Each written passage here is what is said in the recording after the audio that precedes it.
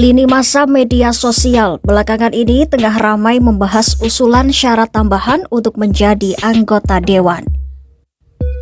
Usulan itu antara lain mewajibkan calon anggota DPR memiliki gelar S2 dan skor TOEFL minimal 500.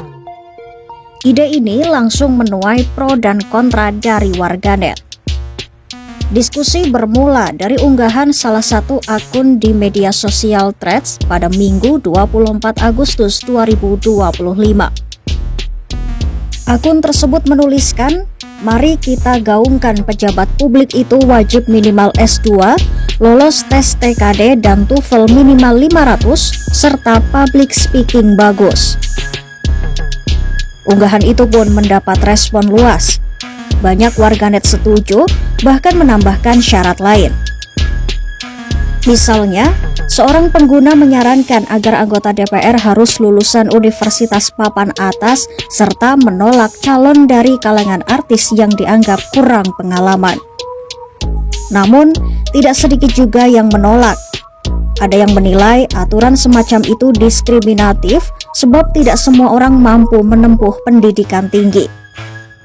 Mereka menegaskan kapasitas seseorang tidak hanya diukur dari gelar akademik atau nilai TOEFL. Lantas, apakah syarat S2 dan skor TOEFL 500 relevan untuk menjadi anggota dewan? Pengamat politik Universitas Diponegoro Nur Hidayat Sardini menilai yang paling penting dalam demokrasi adalah asas representasi atau keterwakilan. Menurutnya, syarat minimal pendidikan memang perlu, tetapi hanya sebagai prasyarat administratif untuk mendaftar. Lebih dari itu, Nur menilai yang dibutuhkan adalah bukti bahwa seseorang mampu mewakili rakyat. Ia menegaskan syarat S2 dan TOEFL tidak relevan dalam konsep keterwakilan politik karena tidak mengadopsi asas umum perwakilan. Nur mencontohkan Ronald Reagan, Presiden Amerika Serikat ke-40 yang berhasil membawa kemajuan besar meskipun tidak punya latar belakang akademik tinggi. Meski begitu, ia tetap mengingatkan bahwa wakil rakyat seharusnya punya kapasitas dan integritas. Kapasitas misalnya dalam menjaring aspirasi masyarakat dan menerjemahkannya ke kebijakan.